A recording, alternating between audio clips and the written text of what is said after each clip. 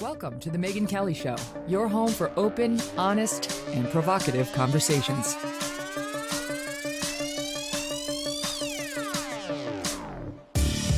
Hey everyone, I'm Megyn Kelly. Welcome to the Megyn Kelly Show. Thrilled about what we're doing today.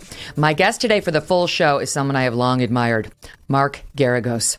He's one of the most fascinating, accomplished, legit lawyers, trial lawyers in the country. He has defended some of the biggest names in the most famous and infamous cases over the past few decades, including several making big headlines right now and even today. Here are just a few of his most famous clients: Michael Jackson, actress Winona Ryder, actor Jussie Smollett, oh yes, Colin Kaepernick, and Scott Peterson. Do you know that there's news in the Scott Peterson case? This is one of the first cases I covered when I was at Fox News. I was a young cub reporter. I didn't know what I was doing. I was much closer to being a lawyer than I was to being a journalist at that point in time. And so I love this case because it had all the elements and the whole country was riveted by it. Scott Peterson was convicted of killing his wife and their unborn child back in 2004. Well, he was in court yesterday being resentenced. He was given a death sentence at the time. Well, he received a new sentence for those 2004 murders. But Peterson might be getting a new trial as well. So it's not just that his sentence has been effectively reduced. He may be getting a new trial. So we're going to get into why that is. And Mark Geragos believes to this day that Scott Peterson is innocent. Going to get into Jussie Smollett. Talk about that. And new testimonies underway right now in the trial of Minnesota police officer Kim Potter, who's on trial for having shot Daunte Wright with a gun, which she believed was a taser. So lots to discuss. Mark Geragos is a trial lawyer and managing partner of Geragos and Geragos and co-host of the podcast Reasonable Doubt with Adam Carolla. Thank you so much for being here, Mark. How are you? Thank you. I'm wonderful. It's I guess kind of come full circle. I remember you covering the Peterson case and thought you had a bright future, and see, I could prognosticate things then and now. So, oh my God, I would have been so honored if I had known that at the time. I just watched you, and you're such a skilled trial attorney, such confidence, and you're at the peak of all these massive cases, a lot of pressure. So that does mean a lot to me. Thank you for saying that. It was quite a different time. You were just starting out. Kimberly Guilfoyle was just starting out. Then married to the mayor, and Nancy Grace had just kind of blown up, so to speak. And Court TV was really in its heyday at that point. It's true. I'll tell you though that I was thinking about a lot of those things yesterday because, as you just mentioned, Scott was just resentenced. And by the way, I think that's a little bit of kabuki theater because the same judge who has this, and you had mentioned that the California Supreme Court had reversed the death penalty unanimously, by the way, because we had complained in real time the judge was using the absolute wrong standard for excusing jurors. If somebody didn't have a kind of a preference for the death penalty or not, he was just excusing anybody who was against the death penalty, which is not the standard. I was bitterly complaining at the time. He should have followed up and said, but can you still be fair? Could you still impose it if the facts justified? Which, by the way, was the law, and it was clear, it was U.S. Supreme Court precedent. And the California Supreme Court, not only the poor Judge DeLuca is now dead, but not only reversed it, but kind of excoriated the prosecution. Why did you allow this to happen? You know, this was basically a year-long proceeding, and what a waste of time. My position has been, well, if you get kind of pro-death penalty jurors, you're getting pro-law enforcement jurors, and that should have tainted the guilt phase as well. What they did, instead of going that far, what they did is they issued, right after the reversal, an OSC, order to show cause, saying to the trial judge, look, there's this woman who was a juror, Strawberry Shortcake is the way she was dubbed by the media. And just to jump in, hold on, Mark, because I just want to make sure that our audience is with us. We're shifting gears a little. He got a new trial instead of a death sentence because the judge shouldn't have been disqualifying jurors who had doubts about the death penalty. So that's why he got a different sentence. Well, what he got Wednesday. was he got a different sentence. Exactly. Different sentence. But he wants a new trial. He wants to a redo on the guilt or innocence phase based on something else involving jurors. Yes, but it's a different issue, and it revolves around this, as you say, strawberry shortcake. Okay, go ahead. Exactly. And so what they've done is they had they issued the Supreme Court issued an order to show cause. So now they're back in the trial court. The same judge who resentenced him to life yesterday has now set a hearing for next year. And the kind of an interesting twist that hasn't been reported on, she filed a declaration denying that she had lied or denying that she hadn't been truthful. But now she's got a new lawyer and she's invoking the Fifth Amendment. Oh, and so wait. So again, let's set it up because you people are not as neck deep in it as you are. So this juror, the alleged misconduct is when you guys were going through, because you were Scott's lawyer. I mean, I guess we should remind people of that again. You were his trial lawyer. So when you were voir diring the jurors and figuring out who you guys wanted on the jury, you and the prosecution had to agree. This woman filled out a form and did not disclose that she had been the victim of domestic abuse while pregnant, which of course was the situation being alleged here. Might have given us pause, right? Yes, of course. And as a defense lawyer, you can either bounce somebody for cause, saying there's no way this person can be fair, or you can use your peremptory challenges, saying I don't have to tell you why I don't want her. I don't want her. You weren't given that opportunity because you didn't know. You didn't know that this woman had been abused while pregnant. She kept it a secret. Orally, in writing, I guess it came up a couple times. She never disclosed, and so I'll bounce it back to you on what. So now she's pleading the Fifth. Yeah, she filed a declaration, presumably at the behest of the prosecution, because it was attached as an exhibit. And then she gets a new lawyer. Now she's asking for immunity, which is shocking to me. Which, if you read between the lines, the prosecutor got her to say something, presumably that she no longer thinks is true or didn't think was true at the time. If they don't give her immunity, then, as you know, they'll strike the declaration and Scott's got a better than even chance of getting a new trial. What did she say in the declaration? Because she, like, as I understood it, it's his defense counsel saying, we came to understand that she had this thing and she didn't disclose it. Therefore, we're entitled to a new trial because he's entitled to, a jury that doesn't have any sort of unfair bias against him. Why was she submitting an affidavit or a declaration, the juror? Because they were trying to say, the appellate lawyers were saying for Scott that she had not disclosed this, that she knew that it was relevant. One of the reasons that this was a hot issue, I had caught two other jurors who had lied, prospective jurors, who had lied about their background in having domestic violence, and caught them in real time. And they had fooled me. I mean, one juror had gone back. I mean, we're going back 17 years. Back then they had chat rooms, and somebody had faxed me a chat room conversation that one of these prospective jurors had, where she was bragging that she fooled the dumb shit defense lawyer, me, and was going to get on this jury and fry his client. And I confronted her with that after I got that. I was a little ticked at my PI for not finding it, but that was the kind of stuff we were dealing with. That's where we coined the term stealth jurors who wanted to get on a jury for, some other agenda other than to do justice. So now this court is, I guess, February 20th, I think is what February 25th, the hearing on whether he should get a new trial on guilt or innocence will begin. And I wonder what you think. I know what you want, but what do you think the odds are? Because I've read a lot of articles on it now, and half of them say, legal analysts say it's very, very unlikely he's going to get it. And then half of them say, legal analysts say he has a very good chance of getting it. Well, we're in the state court.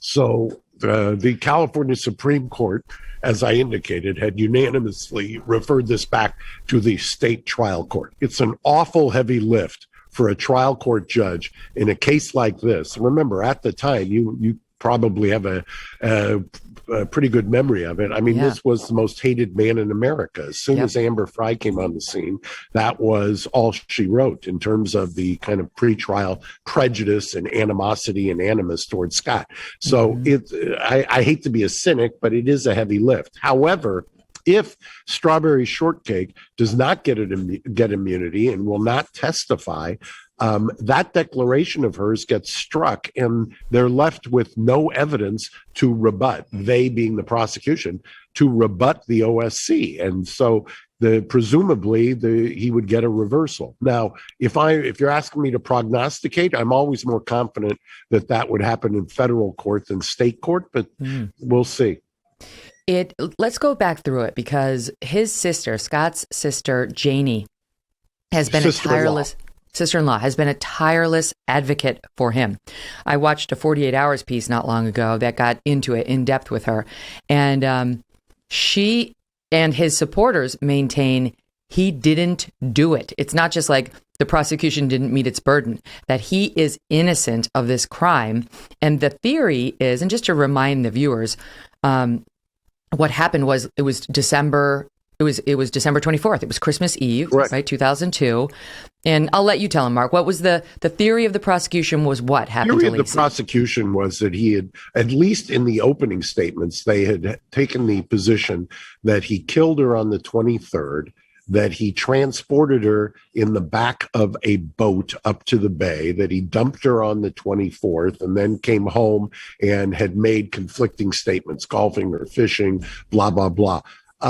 During the trial and by closings, I thought, demonstrably proved that she was alive on the morning of the 24th. And the way we had done that is they had a forensic computer expert who was on the stand, and during cross-examination, I got him to admit that it appeared that the activity on the morning of the 24th was consistent with the websites that Lacey would go to, that she had logged in and had all the signatures of Lacey.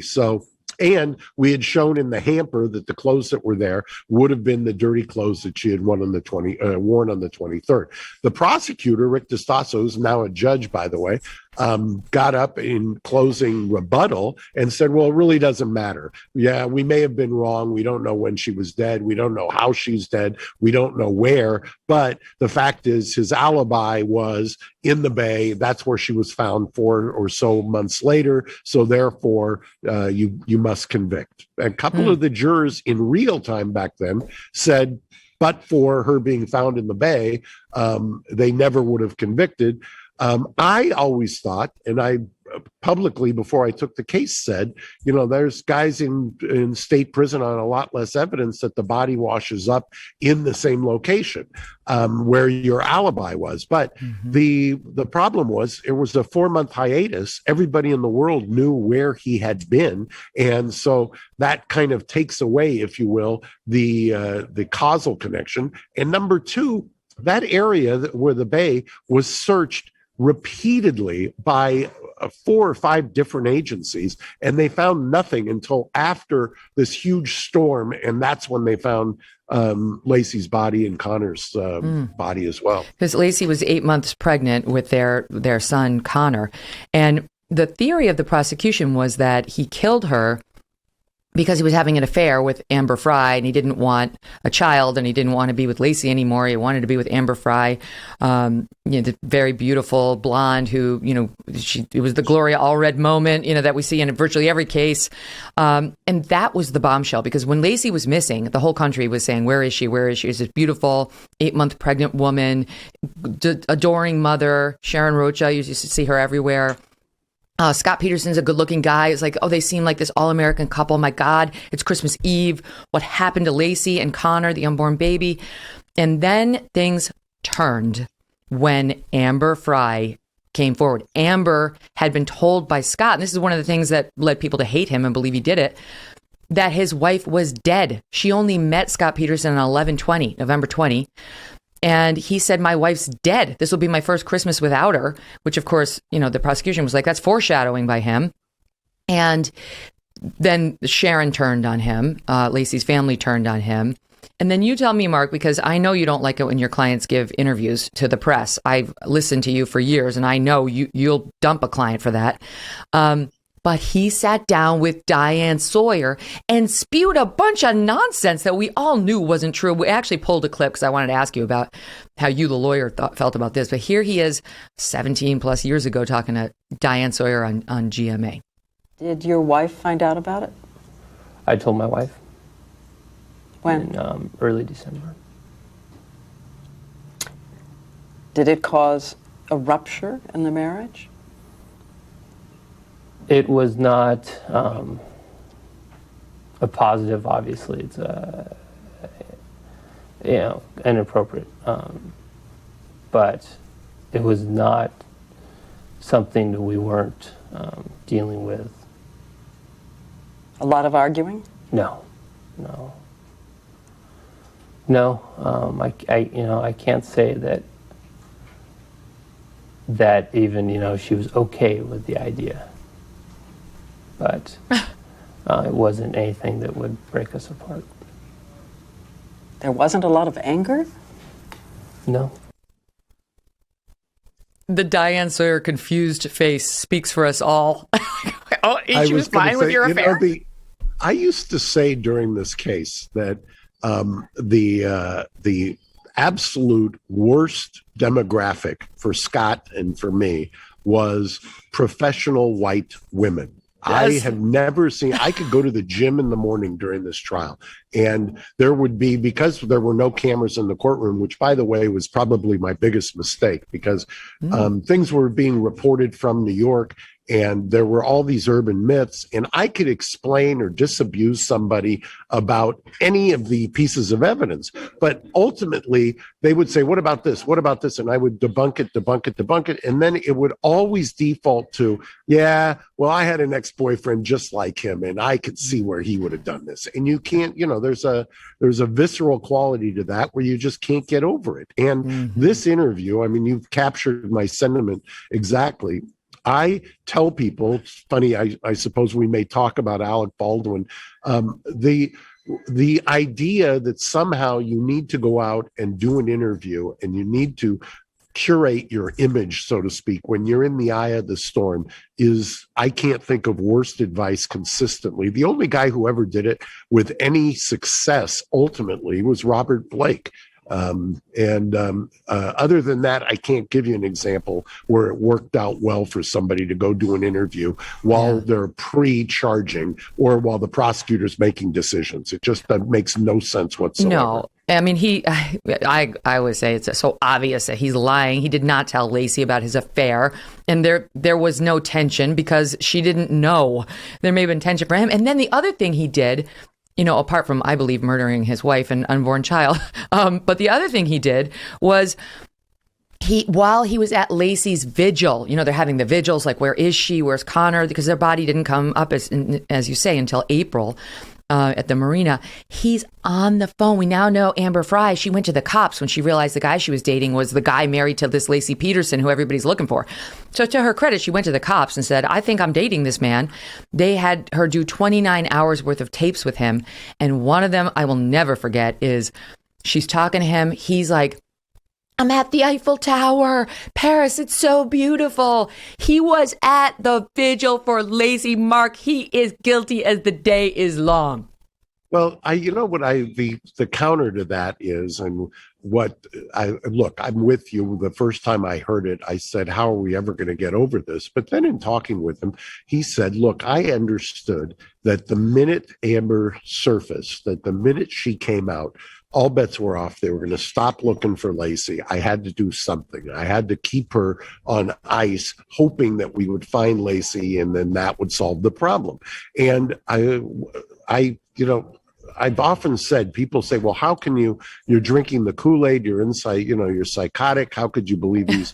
Look, I've represented over the almost 40 years, probably, 500 homicide cases over the 40 years, maybe less, but wow. I know when somebody's good for something. I know when they're capable of it. I've figured that out. I can tell. I know when somebody's a sociopath. I know when you can just read it just by going through it. This guy doesn't have the capability. I mean, that's just spending that amount of time with him.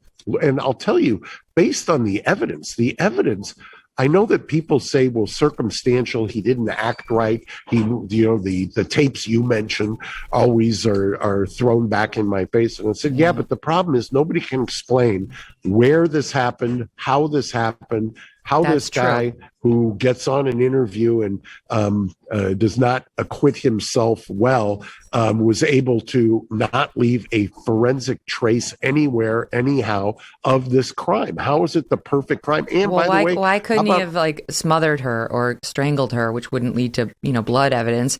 Her DNA would already be all over the house, and then he got her body out of the house.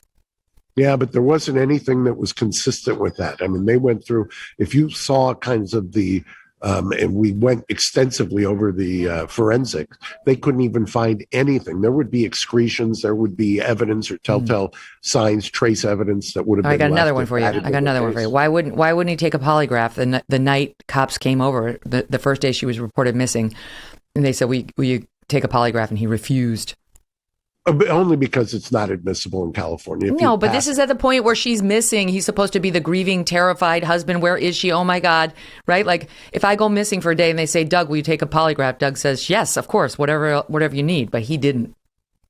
Well, it depends. I don't know if Doug was playing around on the side, but you never know. So T did not. What do you know? What? No. Yeah, I don't want to ruin what appears to be a very happy marriage. So you never know. But look, I always advise clients, if you want to take a polygraph, I'm going to do it with my guy first. I mean, polygraphs are notoriously slipshod. There's a reason there's a code section that doesn't allow them in, and there's people who know how to pass them and people who would never pass them, even if you are telling the truth. So to me, it doesn't make a whole lot of sense. I still come back to or circle back. There is no evidence. There's absolutely no evidence of anything that shows where, how, or when.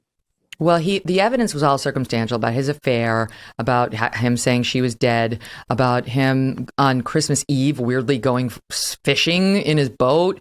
He couldn't remember what bait he used when the cops asked him. He went fishing in the very same place her body and Connor's body washed up 4 months later. He was researching the currents. That was basically the case. They never were able to say how he allegedly killed her, or even, as you point out, exactly when. And by the way, we did a demonstration in that boat of trying to toss a body over. He would have capsized every time. The judge would not allow that demonstration to be admitted into evidence, which I thought was outrageous because he allowed in a prosecution demonstration that did not replicate it. Also, on the fishing on Christmas Eve, it came out in trial. I never knew this, that Lacey's stepfather was fishing on Christmas Eve as well. He had never disclosed that, even though people were saying, who goes fishing on Christmas Eve? So, there's a lot of things. You can always weave together things that don't look right. But at the end of the day, this is a guy who's got absolutely nothing, a complete pristine background. And if you think he just committed cold-blooded murder, especially of his unborn son, which nobody will tell you that he wasn't excited about having a son. And I think that's what he wanted to say yesterday in the sentencing hearing, but the judge wouldn't let him allocute. Right. I'll make just a couple points for you. The affect, his weird affect, he was weirdly aloof. He was smiling at the memorial, caught on camera with big smiles, and people were like, that is not a grieving husband looking for his wife. That's a sociopath. But we recently had on Amanda Knox, and she was talking about, obviously she was wrongly prosecuted by this crazy Italian prosecutor.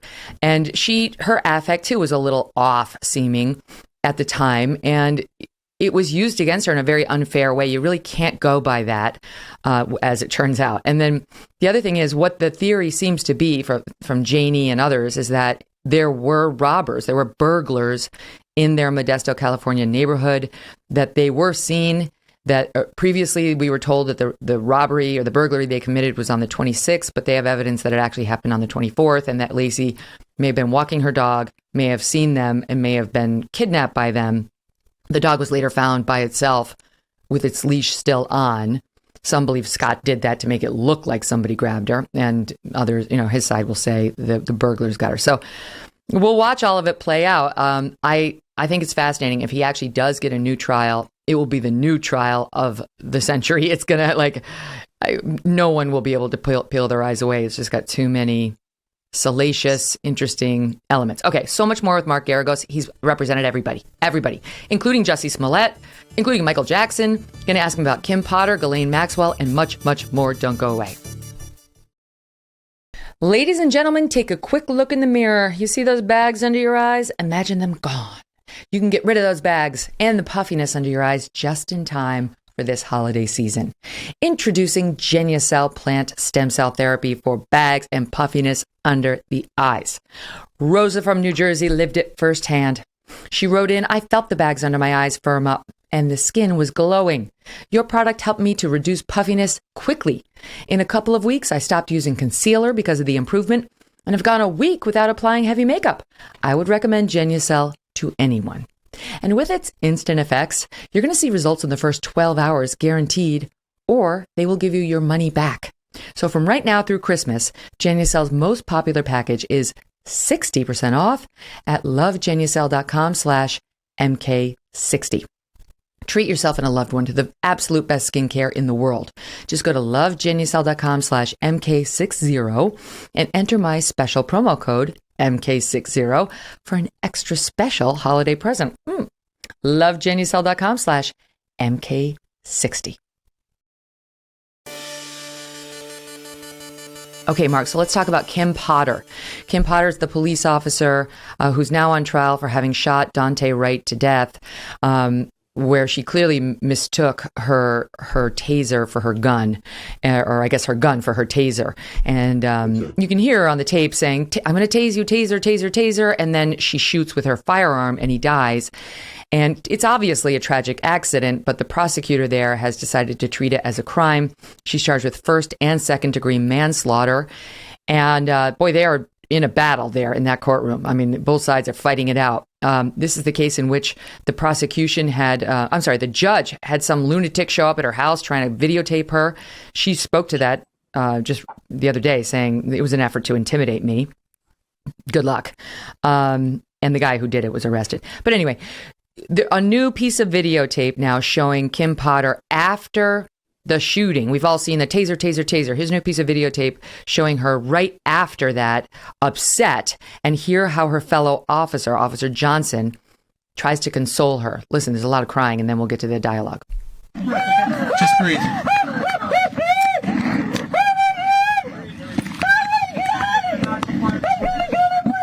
No, you're not. No, you're not. Kim, that guy was trying to take off with me in the car.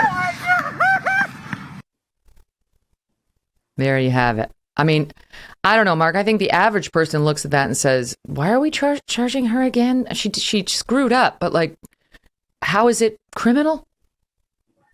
There's I've been on, obviously, the criminal defense side. I also do probably half of my practice are suing police agencies in situations where people have been wrongly killed.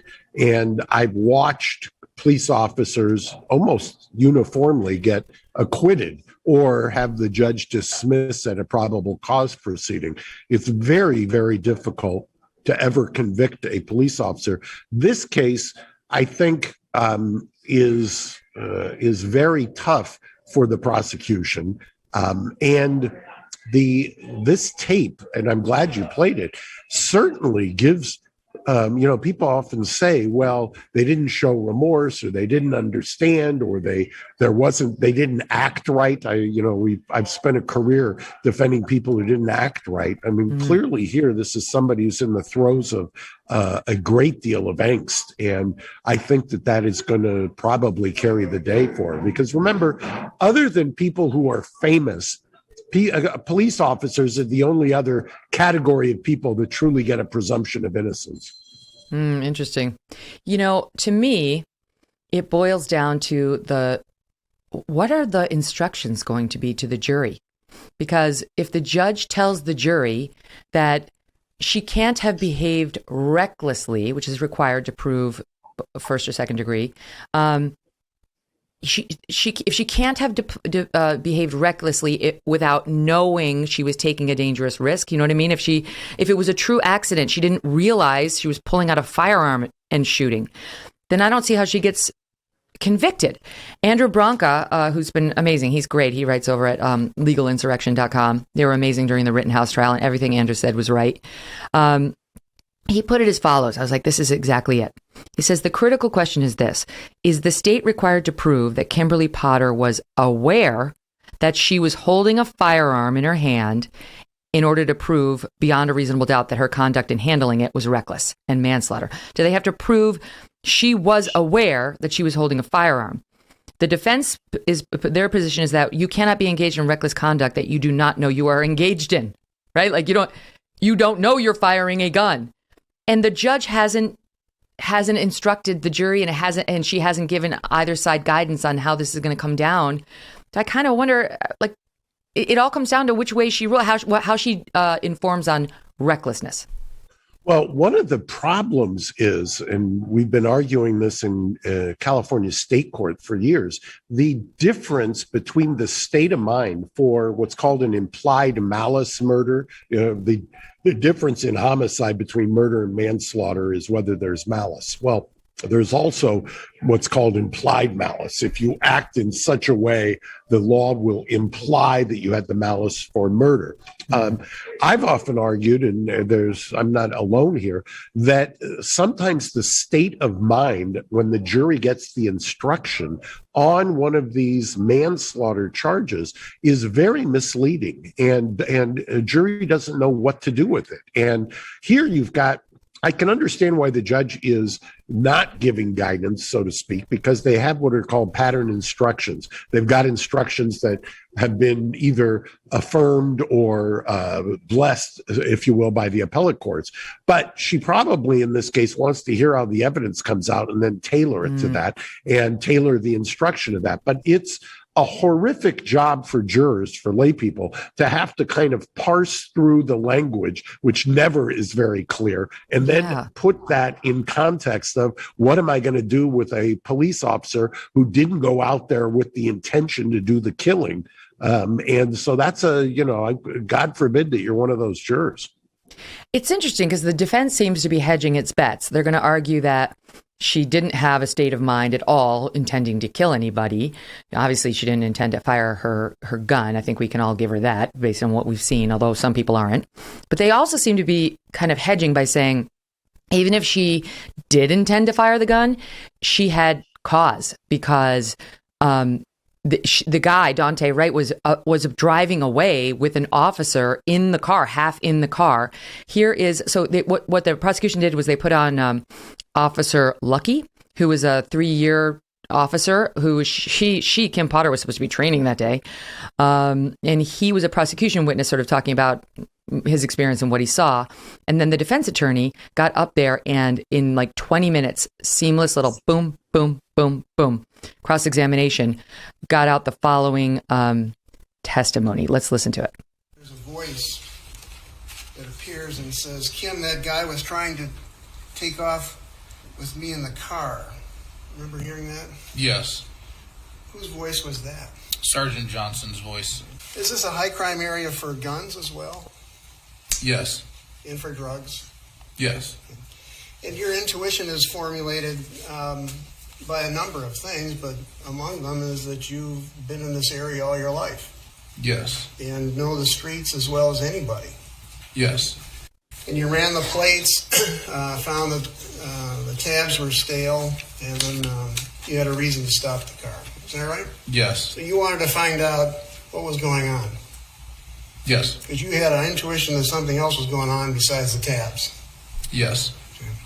You didn't quite know, but you were curious. Yes. Okay. And there was nothing wrong with you stopping the car for the reasons you said you stopped it, right? Correct. No.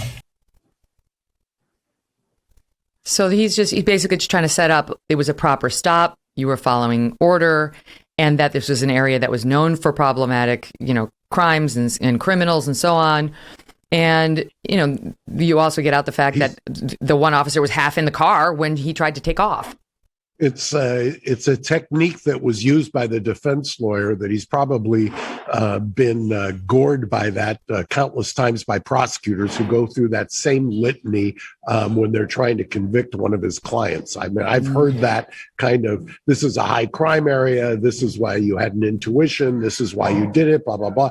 That's normally what the prosecutor would do. Here, because you have a cop who's on trial, the other cop is going to support your theory. You're being the defense lawyer, and is going to give you what you want, which is exactly what he just did right there.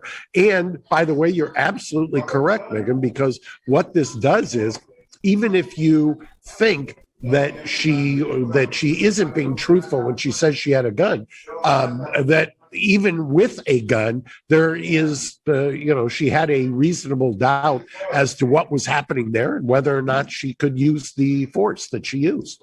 What do you think? I mean, if you had to place a bet, and I realize the trial's in the middle, but like, what would you guess a jury would do with this? Because I realize the prosecution's like, it was irresponsible.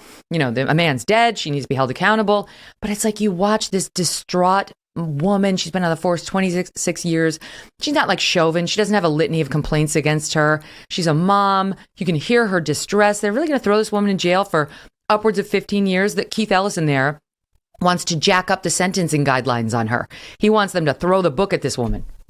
Well, I'll tell you, I'll give you an example. During the Rittenhouse trial, one of the reasons I was kind of leery of predicting, even though I thought that it looked to me like it was a self-defense, was you can't look, or I can't see the jurors. I mean, the jury selection, I've said this for years, is everything. Most cases are over by the time you've sworn the panel, because you understand, I don't care how good you are as a lawyer, you're never going to change people's view or their prism from what they look through and who they are. So you have to basically pick a jury or deselect a jury that'll give you your best shot. So I haven't seen their jury, but I will tell you that so far, the way the evidence is unfolding, it sure is a compelling argument for a not guilty. And that, I think, is probably where it's headed. Like I said, I'll circle back to what I told you before. Cops get a presumption of innocence that a lot of other people don't get. It's true. And they don't always deserve it. But I feel like in this case, come on, the woman did it. She made a terrible mistake. She didn't have a history of negligence on the force. You can show this is like a hothead, or she never had any business having the badge. Not only did she resign right after this happened, but the chief of police was forced out. It was like, okay. By the way, the New York Times is reporting that there was a lawsuit against Daunte Wright's family, raising questions about whether Daunte Wright, in May of 2019, the woman filing the lawsuit claims that Daunte Wright shot her son in the head in Minneapolis, leaving him severely disabled. I mean, I don't know that the jury's going to hear anything about that, but it's the cops walk up to these defendants not knowing what they're dealing with, but they always have to presume the guy's got a gun and is willing to use it. Well, I saw that today, and most probably that will not come into evidence, because unless the cop knew or had some indication that they knew about that incident, the judge would probably rule that that's inadmissible. But having seen that, it certainly, I think, would give pause to a prosecutor if they knew about that when they were filing the case and what charges they were filing. I mean, that's when you get back to prosecutorial discretion. And part of the argument you've kind of implicitly made here, Megyn, is why are they exercising their discretion in this way on this case? What is the motivation for that? Is it because they want to seek justice, or are they pandering? So that's Keith Ellison. Yes. He's a political hack. I mean, he is. He's a political hack, and he's the AG there, and he's the one who insisted on jacking up the charges, and now he wants to push for a jacked up sentence if she's found guilty. It happened in the wake of George Floyd, and it was in Minnesota. So all the, temperatures are already up, and the nation is stressed, and that was reflected, I think, in her reaction to what she did. But we still need to, the law is the law. And not everything's a crime just because it's awful. And she and the city will be sued. I think they already sued. And they'll get millions of dollars. That's, to me, the remedy here, a civil lawsuit, which is going to go the way of the family. More with Mark Geragos. We're going to pick up Jussie Smollett right after this break, who is represented by his firm. Ooh, that's exciting. And remember, you can find the Megyn Kelly Show live on SiriusXM Triumph Channel 111 every weekday at noon East.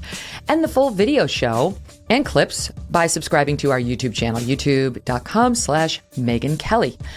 If you prefer the audio version, a podcast, just go ahead and subscribe, download for free on Apple, Spotify, Pandora, Stitcher, or wherever you like. Subscribe now because we have a whole true crime week coming up in the week leading into Christmas. And one of the cases we're going to do a deep dive on is Scott Peterson. So you just got a little preview. So stick around. I'm sure I'm not the only one who's noticed, but everything is getting expensive. We're in the biggest economic crisis since 2008, with a government that is printing trillions and trillions of dollars. Consumer prices are the highest we've seen in 30 years. Inflation certainly appears here to stay. And if the government continues its out-of-control printing and spending, the dollar could continue its free fall and lose its coveted role as the world reserve currency. So how do you protect your money, your retirement, your savings? Well, American Hartford Gold can show you how to hedge your hard-earned savings against inflation by helping you diversify a portion of your portfolio into physical gold and silver. They're even going to help you move your existing IRA or 401k, if you'd like to, out of the volatile stock market and into a precious metals IRA. And they make it easy. They are the highest rated firm in the country with an A+ rating from the Better Business Bureau and thousands of satisfied clients. And if you call them up right now, they're going to give you up to $1,500 of free silver on your first qualifying order. So don't wait. Call now. 866-518-2955. That's 866-518-2955. Or you can text Megyn, spelled MEGYN, to 65532. Text Megyn to 65532.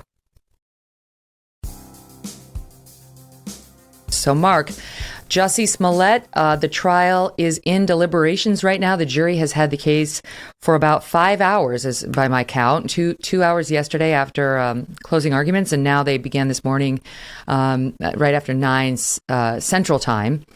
So 5 hours, they're deliberating, and just FYI, the racial makeup of the jury is, let's see, they're white. The majority white, middle-aged, one black man, one black woman is an alternate. And right. They are now kicking around whether they believe Jussie Smollett was the victim of a hate crime or made the whole thing up for favorable publicity. So I didn't realize until preparing for this that your firm had a role in this case.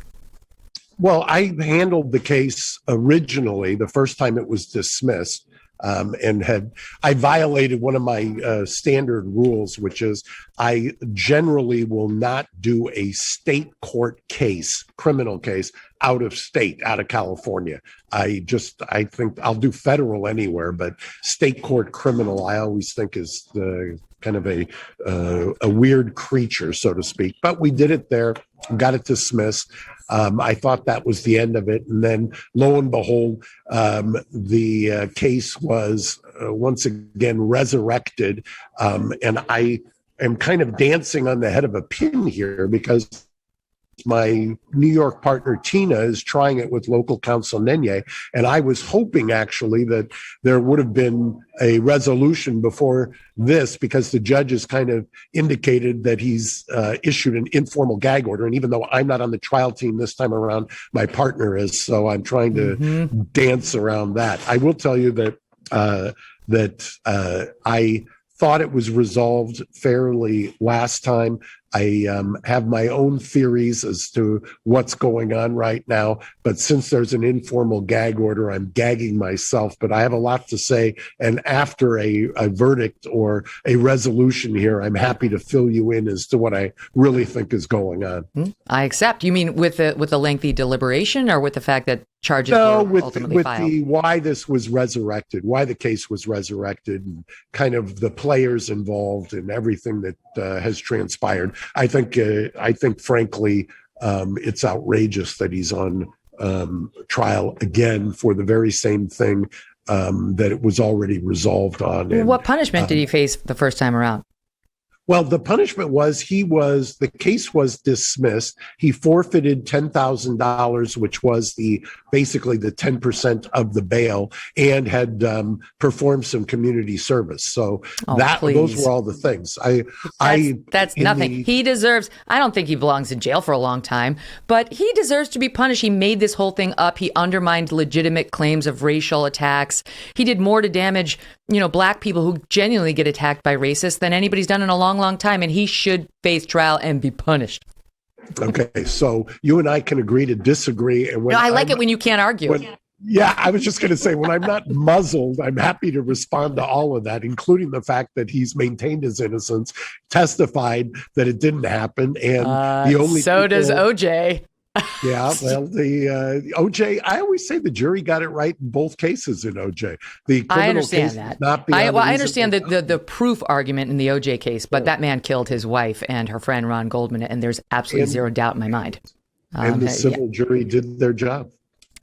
That's right. Exactly right. All right. So we'll table Jussie Smollett, and we will accept your invitation to come back and discuss it. I do think 5 hours is actually not that long because they have a lot to go through, and I think it's too early to be drawing conclusions one way or the other. People who think it's clear are like, why didn't they come back 2 hours? But I think out of respect for the process, a lot of juries just want to go through the evidence, go through the testimonies, and you never know if there's a holdout. That's I've had jurors say that in high profile cases. I remember in a case I tried in Santa Monica 20 years ago that I asked them why they were out. They came back and they acquitted the client across the board. And I said, well, what were you hung up on? They said, we really weren't hung up. It's a high profile case. We didn't want people to think that we were just going to come back not guilty immediately, a la OJ. So jurors are aware of that. They get that. Yep. There is a question, interesting piece over on National Review today about whether Jussie Smollett should face perjury charges, because to people on my side of the aisle who think he's clearly lying and have been listening to the police chief and everybody all along, they conclude what he said on that stand was so patently false that he should be facing charges for it. I mean, there's no question either he was lying or those two brothers were lying. That both cannot be true. The idea that you're going to keep torturing me with this when I can't respond because let me ask it this way. I don't want to get my poor partner in trouble who's sitting there. How unusual is it? Now, I won't forget Jussie. How unusual would it be if there's an acquittal in a criminal case, for the prosecutor to then come back and charge the man acquitted with having perjured himself? Well, let me give you an example that happens more often. In federal court, where you have sentencing guidelines, if you get on the stand and testify and lose, you get your sentence enhanced. I mean, that's that because you did not accept responsibility. You basically obstructed justice. You lose 3 levels of acceptance. So it happens in the reverse all the time. And it shouldn't be that way, but it is, because you've got an absolute right to go to trial, force the prosecution to prove their case. You shouldn't get punished when you go to trial and try to prove that you're not by taking the stand, which is waiving your Fifth Amendment rights. So I take the opposite. In fact, it reminds me of when people say, how do you sleep at night knowing that your client is guilty? And I said, I don't lose sleep over that. I lose sleep over going away when I've got a client who I believe is innocent. That's when I lose sleep and engage in alcohol therapy. Right, 100%. When I went to law school, I used to be that person. I wanted to be a prosecutor, and there was a very well-known defense attorney. Never would have guessed. There's a very well-known defense attorney who came in and started talking to us, and the young idealistic me actually asked that question: how do you sleep at night? Knowing that you're getting guilty murderers and so on off. And he answered it the same way you did. I come around. I'm definitely more prosecution oriented still, but I love the role that criminal defense attorneys play, and it is critical to due process to the nation standing on the stilts upon which it was built originally. And I hate that it's being eroded, more and more in various settings, and you get railroaded for ideology if without a defense lawyer. It's an interesting flip that has taken place. I made my career basically in the 90s defending Susan McDougal, who was Bill and Hillary Clinton's erstwhile business partner in Whitewater. Right. And I tried her case in Santa Monica. I tried against the Office of Independent Counsel for an obstruction of justice. We won in Little Rock against Ken Starr. And all the arguments that we used to make and that the Democrats used to make in the 90s about an Office of Independent Counsel and a prosecutor who had political motives. Well, now you see that those are the same arguments that President Trump was making. Yeah, it's all been flipped. Almost identical. And the Democrats were all of a sudden embracing law enforcement. All right, hold on. I'm standing you by there. There's much, much more to discuss, including Alec Baldwin, Michael Jackson. We'll do it right after this quick break. Black Rifle Coffee Company is a veteran-owned coffee company serving premium coffee to people who love America. Veteran CEO and founder Evan Hafer spent over 7 years on the ground overseas with U.S. Special Forces and as a CIA contractor. Evan even modified his gun trucks during the invasion of Iraq to grind coffee anywhere. That's how important coffee is to him. Coffee's more than a business. It's a true passion for Evan. And every morning while he was deployed, Evan would cheers his coffee with his team leader before heading out on patrols. Great coffee has a way of grounding us, no matter where we are. For Evan, it reminds him of those cold mornings hunting in the Idaho mountains. Through coffee, Evan was able to experience that perfect morning every morning, whether he was in Kabul, Seattle, or anywhere in between. There's nothing better than starting your day with America's coffee. Make your holidays better by giving the gift of Black Rifle Coffee. Want to support the cause? Go to blackriflecoffee.com/MK today and check out the freshest coffee in America. America's Coffee makes your holiday shopping easy, too, with personalized bundles, gifted subscriptions to the coffee club, gift cards, and a whole lot of premium coffee, apparel, and gear. Make your holidays better with Black Rifle Coffee. blackriflecoffee.com/MK gets you 20% off coffee, apparel, and gear as well. And you will get 20% off your first month of the coffee club. All right, let's talk Alec Baldwin, because I did listen to your Reasonable Doubt podcast with Adam, where you talked about that. And as usual, you were fascinating on it and had some very strong thoughts on Alec's decision to come out and fight the PR war before the legal war, which is the far more important war, has been settled. You can't stop these huge egos, from going out there and doing what they believe that is best for them and the brand. Now, I want to play for the audience the section I heard you taking particular issue with on the question of whether he feels guilty. Listen. No. I feel that there is. I feel that someone is responsible for what happened, and I can't say who that is, but I know it's not me. I mean, I honest to God, if I felt that I was responsible, I might have killed myself if I thought I was responsible. So why did you not like that? Look, there was an easy way to thread this needle if you're insistent on throwing yourself on the grenade, as obviously he is. You say, do I feel guilty? Yes, I feel horrible guilt in a moral sense, but legally, do I feel responsible? No, I would never have done this, blah, blah, blah. I mean, there's a way to thread that needle. This response, he is going to get, I don't wish a criminal prosecution on anybody in the world. I mean, it's the worst thing in the world, but to go through. But he's going to have this thing at a very baseline level, jammed right back up at him in civil lawsuit, deposition, all kinds of ways. And it's a horrible, horrible look. And by the way, you would mention Scott Peterson in the GMA. As we're talking right now, as we speak, the judge in Mr. Smollett's case is apparently reconsidering the GMA interview there. I mean, one of the things and I had mentioned Susan McDougal. One of her kind of bête noirs in her prosecutions was the GMA interview. So God knows if you're a criminal defendant, that's the axis of evil is to ever get on the GMA. I'll tell you. Do not do the GMA interview. Anything but GMA. Yes, GMA is like, they're big. ABC in general is very big on crime. So that's why they get all these exclusives, because they've made that part of their beat. What would you do with that? Like if you had Alec Baldwin on the stand and you were representing Helena's family, she was a cinematographer who got killed, or some of the other guys that filed lawsuits who witnessed it for emotional distress. What would you do with that Alec Baldwin statement? There's a lawyer who's co-counsel, I think, with Gloria on one of these lawsuits, and I know exactly what they're going to do with it. They're going to take that, they're going to jam it right back up. What do you mean you don't feel guilty? Who do you know that was responsible if it wasn't you? Why are you saying that? Why are you shirking your responsibility? By the way, every actor from John Schneider on the right to George Clooney on the left has already said this is an impossibility if you were careful. Blah, blah, blah. They're going to do a tap dance on him.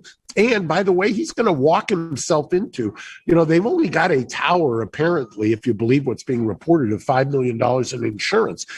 He's going to walk himself right into blowing through that tower and being personally responsible on top of it. So I don't know what he's thinking. I don't know why they think that image control is job number one. Job number one is to keep you out of harm's way criminally. Job number two is to deal with the civil liability. Job number three is to make amends morally and ethically for, your role in this horrible, horrible situation, which I don't think it was intentional in the least. I don't buy any of the conspiracy theories, but at the same time, how do you, he could have said the obvious solution is it's very difficult for me getting up in the morning because I was the last person who cocked that gun, whether I pulled the trigger or not. I feel an enormous amount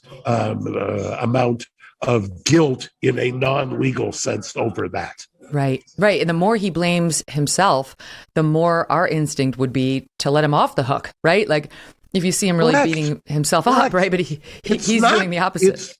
I explain this to clients all the time. Remorse is, you can't fake remorse. You can't get up. I mean, people can sense that, whether it's a jury or a judge or a fact finder. Either you're authentic and you have remorse, or you're a phony and you don't. I mean, remorse, by the way, that tape you played earlier of the officer who Kim shot Potter. Daunte, that to me is real, authentic remorse and immediate angst. Yeah. So Alec, he didn't have to do this. He's been speaking with the police, right? And so in trying to stave off legal charges, that's the avenue. Talk to the sheriff, have your lawyer there, make sure you're giving them all the information. He appears to have ticked off the sheriff with that Stephanopoulos interview, because let me play the soundbite that Alec said that seems to be getting him in hot water, because the sheriff has now responded publicly, which is not what you want. Here's Baldwin on whether he actually fired the gun. So I take the gun and I start to cock the gun. I'm not going to pull the trigger. I said, do you see that? She goes, well, just cheat it down and tilt it down a little bit like that. And I cock the gun. I go, can you see that? Can you see that? Can you see that? And she says, and then I let go of the hammer of the gun and the gun goes off. I let go of the hammer of the gun and the gun goes off. At the moment. The decisive That was the moment the gun went off, yeah. That was the moment the gun went off. It wasn't in the script for the trigger to be pulled. Well, the trigger wasn't pulled. I didn't pull the trigger. So you never pulled the trigger? No. I would never point a gun at anyone and pull a trigger at them, never. Right, because that really will get me sued. Well, now the Santa Fe sheriff has responded saying, and I quote, "Guns don't just go off. So whatever needs to happen to manipulate the firearm, he did that, and it was in his hands." What would you have thought if you saw that as Alec's lawyer? I would have said, I told you so. And I would have, probably pulled a Harlan Braun and resigned like he did in Robert Blake's case. I mean, you can't go out there. This is not a public relations issue. This is a criminal investigation. You can't go out there and then inflame the very person who is investigating you. You, as you said, you cooperate. You try to show that you are anything but trying to provoke them, but he's repeatedly done everything that he shouldn't do. It's almost a textbook case of what you shouldn't do when you're in harm's way. Yeah, he's not campaigning for an Oscar. He's trying to keep himself out of jail and out of bankruptcy court. He said the other day, I don't know if you saw it or if you've got the clip, he said, somebody told me basically I'm not in harm's way. I don't know who that somebody was, unless they're baiting you into being stupid. So it's mind-boggling to me. If somebody's telling you that, I hope it isn't your lawyer. Yeah, we haven't heard that from the sheriff. Okay, so let's talk about, speaking of famous clients with huge egos who believe they know better when it comes to dealing with the press and how to handle law enforcement, Michael Jackson. while you were dealing with the Scott Peterson case, you were representing Michael Jackson on the child molestation criminal case. And I realized that ended because you had to focus on Scott Peterson, and Michael was like, only one person can represent me. But that was crazy. Well, actually, you were everywhere. I'll give you a backstory there. Originally, before that case was filed, I had repeated conversations with the DA, and his name was Tom Snedden, I believe. Yeah, and I remember him. I kept telling him, this case is a loser. I don't know what you're doing. This Arvizo family, I've investigated. I have figured out, and I did it in real time for Michael, because I'd represented Michael for years at that point, and I knew that this was not a family that was going to end well for Michael. And so I advised them, the Jackson team, they needed to kind of extricate themselves from this. And sure enough, they did. And then the Arvizo family went to the same lawyer that had previously represented the accuser from 1993, that Howard Weitzman, when Howard was can I just clarify something, Mark? I just got a little lost there. You told Michael to extricate himself from what, really? Like when he was friends with the boy and the family prior to them accusing him? You were like, these are grifters, do not befriend them. That was basically your take. I won't reveal the attorney-client, but that's a pretty good synopsis. Okay. And so then what happened is the Santa Barbara DA ended up indicting him so that they wouldn't go to a probable cause preliminary hearing.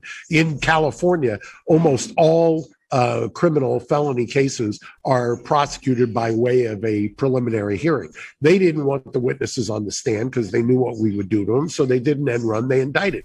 Well, when they indicted him on a conspiracy. That was the first count. Well, I took a look at that, and I remember saying to Michael at the time, I said, hey, this conspiracy has nothing to do with you. This was my investigation of the Arvizo family. I'm going to end up having to testify in this case. You need another lawyer, which is when we brought in Johnny Cochran, brought in Ben Brofman, my good buddy Ben. And yes, because you testified. I remember that. You testified in the case. Not once, but twice, that I was the one who did the investigation. You couldn't blame Michael for that. I was the one who was any so-called conspiracy, which was kind of manufactured by the prosecutor, was at my behest. I see, because they were like, Michael, you've been investigating this poor family, this poor young child. And you were like, it wasn't him, it was me. So you couldn't represent him. You were a witness. I was a witness. And like I say, I didn't testify just once in front of Judge Melville and the jury. I testified twice, and I'll never forget the second time saying something which that jury found to be very humorous. I think I was mocking the prosecutor, and I turned to Pat Harris, who was then with me, and I said, this jury's never going to convict him. This is a laughing jury is an acquitting jury. Yeah, that's an interesting rule. So, and you were right, they did not convict him, but of course, the stories about him would continue. Well, yeah, because as you pointed out, the family had to, they'd sued other people. Like when you see these vexatious litigants who sue over and over and over again, it's like, okay. But the accusations against him would never stop. And I've been dying to ask you about this, and I use, a lot of our listeners are just listeners. They're not watching this on YouTube. So I'm using air quotes, the documentary about Michael that was on HBO, and what you thought of those two accusers, James Safechuck and Mark Robson. I'll tell you what I thought about that documentary. I came very close to suing. I came very close to suing in that case, because I remember Adam actually on our podcast had played a clip from the documentary. And they made it seem like I was saying, I'm going to land like a ton of bricks on top of these accusers, blah, blah, blah, blah, blah. That isn't what happened. What the documentary filmmaker had done was he cut and spliced a press conference I had done. The press conference was because when I picked up Michael from Vegas and took him to Santa Barbara to surrender, the air carrier, the private charter, had installed a pinhole camera that had spied on my attorney-client conversations with Michael. Yes. So You know how I found out about that? Greta Van Susteren called me the next morning and said, there's a guy who's shopping, a lawyer who's shopping your conversation on the jet with Michael for $1 million. And she gave me the name. I called the lawyer. I said, are you out of your mind? You can't shop this. This was attorney-client. And he said, my client thinks he's won the lottery. So I went to court. I got a restraining order, came outside and said, I'm going to land like a ton of bricks on you when you violate the attorney-client privilege. The documentary maker cut and pasted that to make it seem like I was talking about the accusers, which I wasn't. By the way, that guy who we got the restraining order against was later prosecuted federally, convicted, and I got a $25 million judge or $22 million judgment against him for that as well. Well, the Court of Appeal reversed it and said that was excessive. So I'm sure the guy doesn't have $22 million anyway, but it's a moral victory. I can't believe it. Your life is so fascinating. You've done everything. You've represented everyone. So I saw that documentary and I was like, okay, doesn't look good for Michael, that's for sure. But because I am a lawyer at heart like you, I needed to know more. So I started digging and digging and digging. And then I found all this stuff in particular about Wade, about the lies he's told in his civil litigation against the Jackson estate, about how he denied having written and shopped a book about Michael with laudatory things in it. And then it turned out they found it. They got it from like Random House or one of the publishers. So he lied. He got caught lying under oath at his deposition. Then they demanded copies of said book from his computer. He said he didn't have any, or so he basically lied at every step. And then they proved that he had copies on his computer that he tried to write over. I mean, he was lying all along. And the other guy, James Safechuck. Every single point. And that documentary maker should be ashamed of himself. He didn't mention any of it, Mark. He didn't mention any of it. Exactly. It was completely sanitized. It was a complete rewrite of history. But, that's, I hate to say that that's emblematic, but it certainly seems to be emblematic of what's happening in America right now and with what I think people on the right like to call mainstream media. But it's really kind of abhorrent as to what's happened with journalism and so-called journalism and the docujournalism. Well, then you get the imprimatur of Oprah at the end, like interviewing the documentarian, like, oh, tell us all, just as truthful as we think you are you even more truthful? Your brilliance shines. This is bullshit. I don't know what happened between Michael and either one of these men when they were younger. I don't know. No one knows. We weren't there. But, well, they know. But the documentarian, again, air quotes, had an obligation to include that information about those two accusers, because the other guy, Safechuck, had just been hit, I think, with a $500,000 lawsuit 2 weeks before he came out as an accuser. It's like, now maybe that doesn't make him a liar, but we deserve as an audience to know. We deserve to know. And I go on this tear a lot, Mark, because I hate the absence of due process and trial by media, even though I'm in the media. And what I hear from everybody is, though, yeah, but he was a molester. Yeah, but he did it. Yeah, but it was a long line of boys that he molested. And I don't know whether that's true or not. I don't know whether it's true. I heard the same things everybody else heard. People would say, would you take your son? Because when I was representing Michael, my son was 10 years old. And they used to say, would you take your son Jake to Neverland? And I said, well, actually, I did several occasions. So yeah, but did you let him stay overnight? I don't know. I don't know anything about the other accusations. I do know that the accusations, when it involved the case I was dealing with, were ludicrous.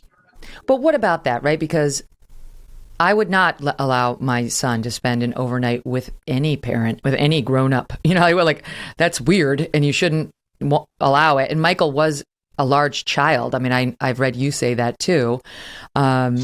But still, you just don't let your 6-year-old spend an overnight with a grown-up under any circumstances. But what do you think? Like, when you think about him, do you believe, you said you have a sixth sense. Do you have a sixth sense that he was capable of it? No, I really didn't. I mean, there was a childlike naivete on his part. And by the time I got to him, he had been, you're talking in the 2000s. This was not the same Michael Jackson that was in the 90s, and at least as reported to me. And I represented him for a couple of years. And every encounter I had with him, he was just I thought he'd just been pilloried. He'd been beat up basically, and it was, I thought, awful. I mean, it really kind of made you sad. I mean, I was a huge fan in the 80s, and I just didn't think he had kind of become trapped, so to speak, and it was an awful thing to watch. Tabling for now the allegations against him, since we're not going to resolve those here. Do you think that his situation and what happened to him personally was analogous to what happened to Elvis? You know, like that level of fame, attention, grifters. I think that's exactly it. I see this play out. You know, I represented Chris Brown for about 10 years, and Chris, I was always worried that would happen to, and it did not. I mean, he kind of pulled himself out of all of that that he had been involved in, and you worry when somebody reaches fame so early and on such a magnitude that what it does to you. And so I think that's an apt comparison by you, and I think that it's interesting that he had that relationship with Elvis's daughter as well. Yeah, that's right. There are just certain people who reach this bizarre level of fame that is in no way healthy. I would put Tom Cruise in that same category too. I don't think his weird Scientology rants are totally unconnected to his incredible fame and success and just what it does to a person. I would not wish that for my children, for anybody I care about. I've walked down the street with various clients. I'll give you a couple of examples. I've walked down the street. I represented Mike Tyson for a period of time, and I've walked from my office with Mike down to another building to do a mediation. And I've seen what people do. And I've walked down the street with Michael. I've walked down the street with Colin Kaepernick. The level of fame and what happens, and the fact that you really can't go out outside without stopping traffic literally, and people kind of besieging you. I mean, it's on a level that it's really hard to capture and make people understand for certain people when they get to a certain level of fame and kind of notoriety. Would you say that probably the most famous person you've represented and seen that with is Adam Carolla? I feel like that's I will tell you something about Adam. I often say, Adam always says that he thinks about me when he sees anything legal. In the last 6 or 7 years that we've done the podcast together, I've learned more about human nature. He's a great sociologist and really kind of social or cultural anthropologist. His observations are so spot on. He's got such a way of viewing the world that is just, that you rarely come across somebody like that. It's true. He's one of those people you just want to shut up and listen to. It's just like, go on, just keep going, because he has a way of capturing what's happening in the nation that's very unique. But jumping back, because I know you didn't represent him. He's just your friend and co-host. But can I just ask about Michael Jackson? Actually, I did represent him, but we won't talk about what'd he do? That's a whole different thing. I have represented Adam, so I'm going to get him. I'm going to do a you get him in here and you cross-examine him. I'll see you. We'll test your chops and see what you got. I still got it. I do. I have to ask this question. You're raising boys. You got to, right? That's right. Oh my God, 100%. Although my daughter's just as formidable. I mean, I always say, like, they could send her down to Guantanamo. She could get anything out of anybody down there. So when you were with Michael Jackson, since you spent so much time with him, like, what was he like? Would you mind just describing it? So he was childlike, but like, can you expand on it? Because I'm genuinely curious what that would be like. By the time I got to him in the, like I say, in the 2000s, I spent multiple times or multiple days at Neverland. So watched him there. I watched him when he was camped out in Vegas as well. He was struggling. I mean, I think that's the best way to put it. He was struggling with all the things that were happening with the accusations. He was frustrated by it. And I kind of, there was a lot of empathy I had for him. one of the things that's hardest about doing the kind of work that we do is when you've got people who are in the eye of a storm, it's very hard to try to get them centered because it's kind of an existential threat. The criminal prosecution I often tell clients, at least with a sudden death of a loved one, you have the ability to mourn, to have a funeral or some kind of a ceremony or wake, and then you get to move on. You get some kind of closure. You never really get that in a criminal case, and so that's what I witnessed, and it was awful to watch. It's just it's a strain, it's a drain, and it's just it's a real painful thing to watch somebody who is so creative, who is so brilliant, who's such a genius in one area to have to deal with something that is so foreign to them. Right. And so ugly. I mean, just terrible, terrible accusations. So much more to go over with Mark. I could do this all day. I could keep you here for 10 hours and I'd still have more to talk about. We're going to pick it up after the break. I want to ask Mark about CNN, where he worked for a while. What does he think about how they are today?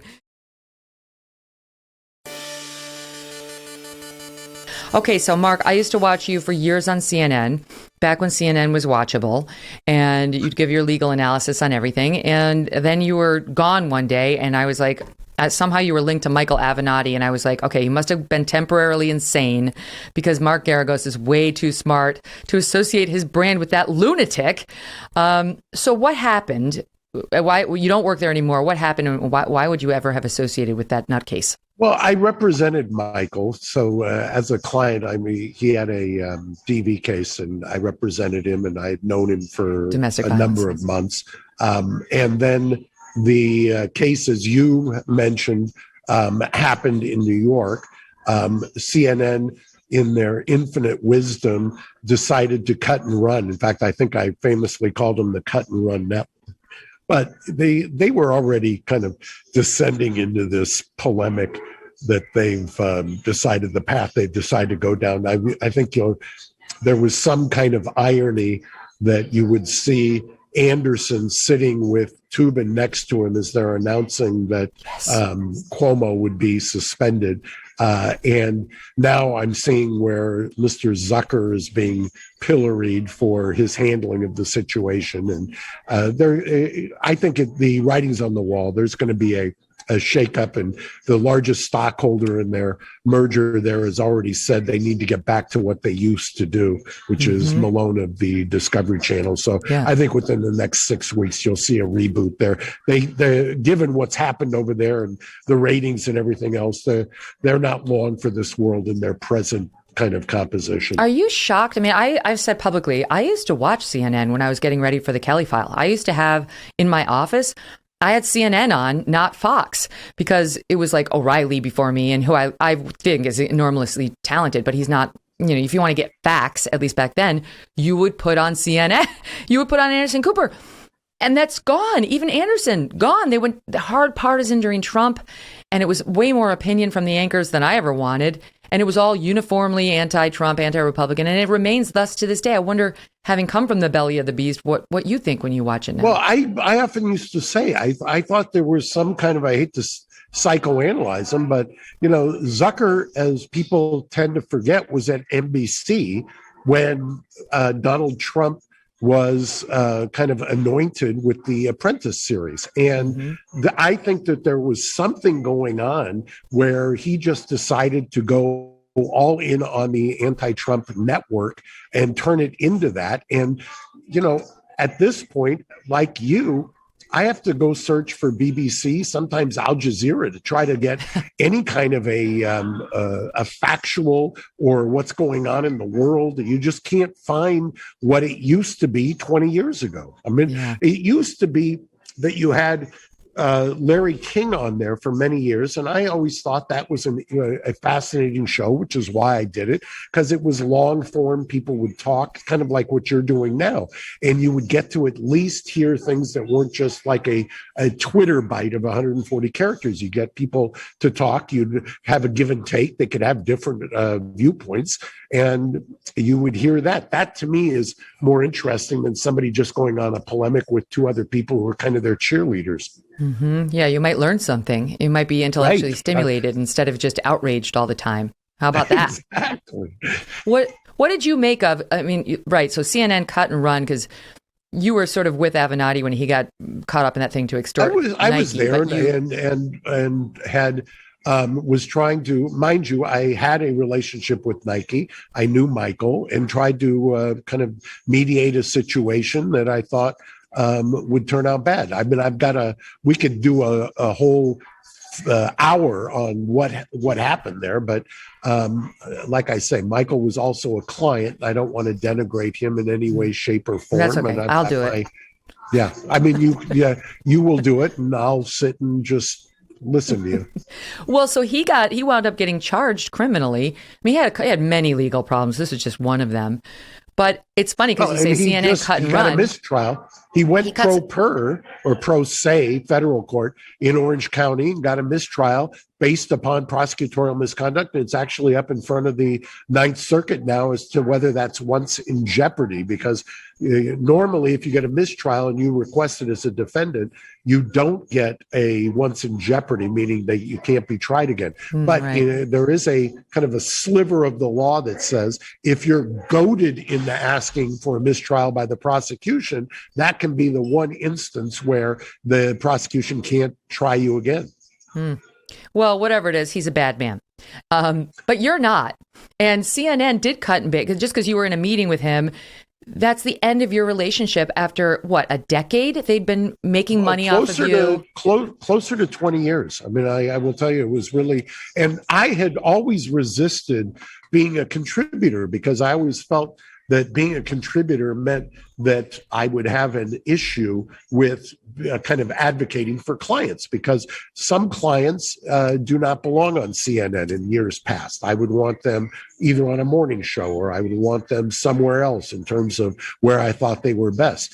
But finally, they were kind of relentless, and I did take a contributorship with the caveat that I was able to do other things. And if it was client related, they had no input whatsoever. And they just cut and run like nobody's business. I think because they felt that there was a lot of people who were second guessing themselves about Michael when that happened. Well, that was smart of them to do, because they expressed no skepticism about him and his ridiculous claims about Trump and so on. I mean, I was at NBC at the time and I had him on, and he was expecting to get the same treatment from me that he got from the mainstream media. And I really felt like a simple Google search would have served him very well in misunderstanding me, and getting over his misunderstanding of me. And I gave it to him pretty tough, and it's fine. I gave it to the other guy who was on the opposite side of him tough too. This is the Stormy Daniels case. But it was very clear that this is not an honest lawyer, and what he did to Kavanaugh was unforgivable. But I think the fact that CNN promoted him and so on, they felt so guilty. They didn't need to take it on you just because it was your client. You were in this one meeting with him. And to me, it's like they won't cut ties with masturbator on the air Jeffrey Toobin. How much did Chris Cuomo have to do? Don Lemon, credibly accused by a guy of Don allegedly fondling his own genitals and then rubbing his hands all over this poor guy's face in a bar. I had him on the show. There's an eyewitness. And I feel like, what is the moral handbook that they are following over there? Like I say, I think that everything that I've been hearing, I still have friends there that I've known, like I say, for decades, and everything that I'm hearing is that Zucker's not long for the job, and that people are not happy with what's happened to it. And it's not exactly unpredictable. I mean, they kind of went all in on the Trump mania. And obviously, once Trump was gone, what are you going to do? So the ratings have cratered. It's really, I'm old enough to remember when they would get a 10 share, and now you're talking below a 1 share. So, yeah. I mean, that's astonishing. That's right. I read the other day where Chris's 9 o'clock show sometimes was getting 900,000 people. I mean, there was a time when CNN, you could just have the color bars on there and you get 900,000 people. Oh, yeah. I mean, when I launched America's Newsroom with Hemmer, in 2007, we created that show from 9 a.m. to 11 a.m., we'd get around 1.3 million. And we were thrilled. And the company was thrilled with that. At 9 in the morning when everybody's at work, it was like, great. And now, I mean, all this time later for the 9 p.m. on CNN to not even be cracking a million, it's embarrassing. I mean, and they're always like, in the wake of his downfall, they're like, the highest rated anchor on CNN. I'm like, you should not be bragging about that. You should not be, don't call attention to the fact that he was And when you have to resort to talking about the demo, then you really know you're desperate. So, well, the demo actually is relevant because that's what they base the advertisers on. That's what, that's how you get paid. But the demo numbers are embarrassing when you take a look my at them God. in absolute terms. I mean, Fox's demo numbers, meaning under 25 to 54-year-olds, are higher than CNN's overall number, the number of overall households in the nation that are watching on many hours. So, yeah, they're going in the wrong direction. And I hope it's true that they're going to get back to news because we need a channel that's a little bit more centrist.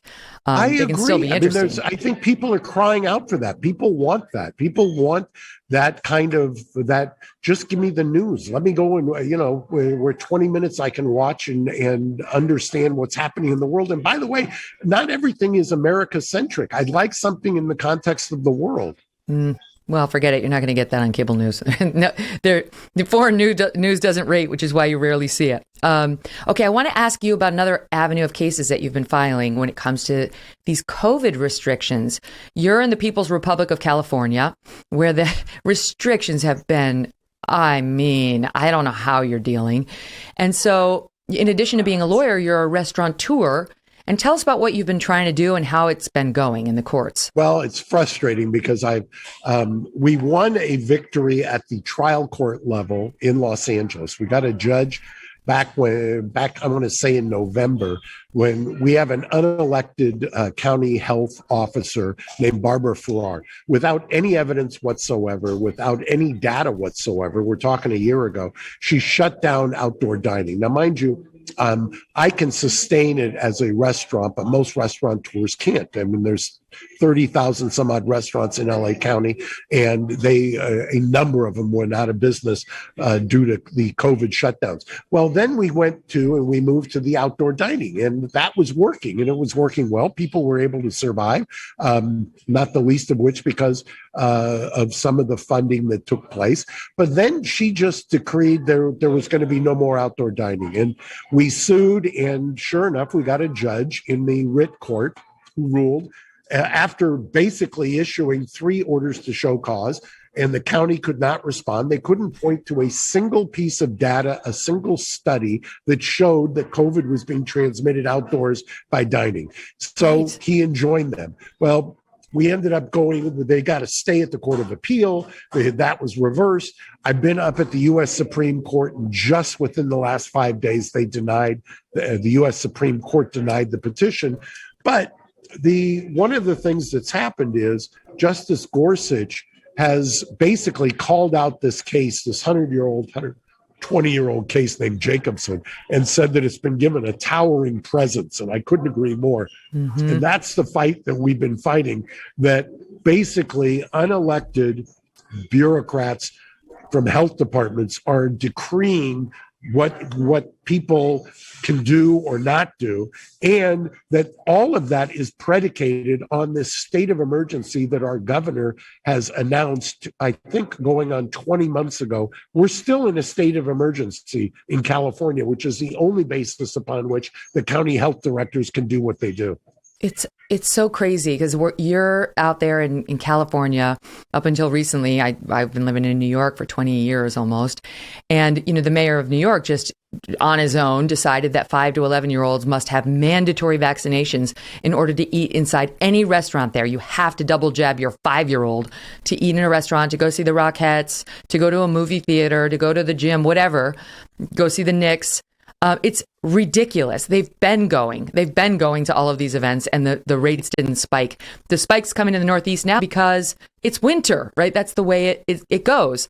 But the children are not to blame. The children aren't a major factor in any of this. So we have these local legislators who are drunk on their own power, like no dining outside.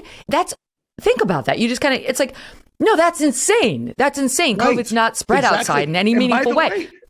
The only thing, I mean, if you saw the stacks of paper that we file back and forth in the briefing, the only thing that was ever cited by the county in defense of this outdoor dining ban was what I would characterize as an anecdotal example of a person in Wuhan who had said he got it and he thought he got it outside. That is what we're basing. That is all different. Of this he was eating a insanity bat. That's not the same.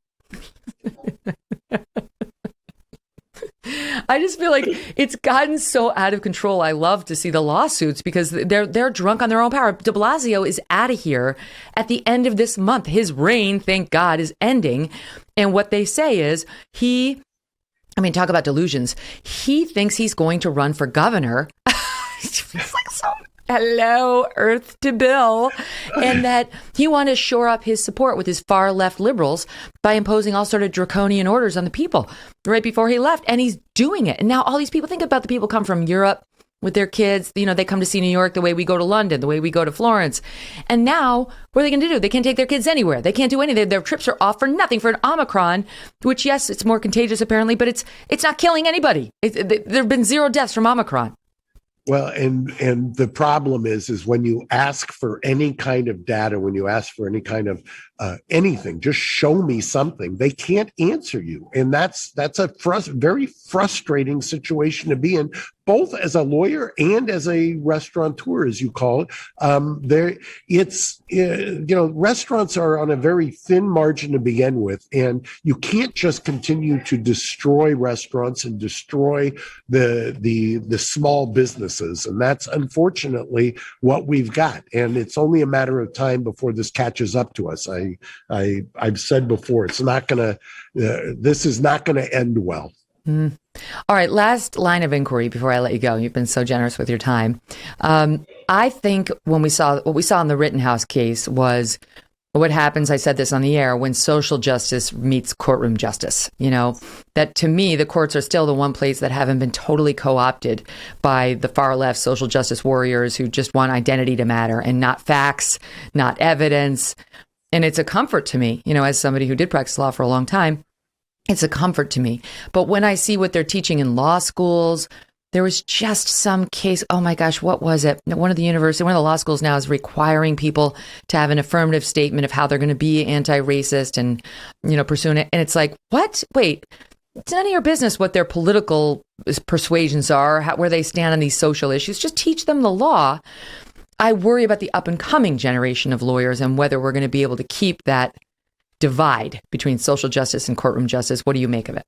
I'll go back. We'll come full circle to McDougal again in the 90s. I was complaining then that was kind of, at least by the Office of Independent Counsel, a political show trial. And guess what happened? Then the script flipped, and sure enough, the same thing happened 20 years later, except now it was aimed at Republicans as opposed to Democrats. And so there's plenty of blame to go around. But the lesson to take away from this is the worst place in the world to try to test out your social or cultural issues is in a criminal courtroom. That should be the one sacrosanct place where first of all, we have prosecutors who are making decisions that are based on justice as opposed to some other kind of calculation. And it should not be a political calculation. It should be a criminal justice calculation. So I'm with you. I share that. We've got young lawyers.